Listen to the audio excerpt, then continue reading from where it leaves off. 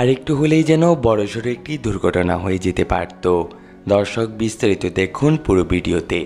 আজ প্রথমে toss জিতেই batting করতে নামে সানরাইজার্স হায়দ্রাবাদ, কিন্তু প্রথমে ব্যাট করতে নেমে শুরুটা মোটেও ভালো করতে পারেনি সানরাইজার্স হায়দ্রাবাদের ওপেনিং জুটি। আর তাই ৮ ওভার ৩ বলে ২ উইকেটের বিনিময়ে ৫০ রান সংগ্রহ করে সানরাইজার্স হায়দ্রাবাদ।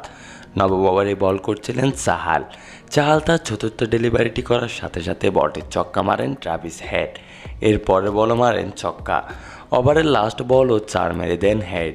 তখন ফিল্ডারে থাকা বলটি বাঁচানোর জন্য সামনে দৌড়ে আসে, কিন্তু বলটি বাঁচাতে পারল না। এর পরিবর্তে তিনি পায়ের মাঝে ব্যথা অনুভব করেন। এরপর ডাক্তার এসে মাঠ থেকে তাকে ড্রেসিং রুমের দিকে নিয়ে যান।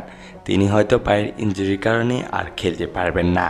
দর্শক, এই ভিডিওতে আপনাদের মন্তব্য কী তা অবশ্যই কমেন্ট বক্সে এসে জানিয়ে দিবেন।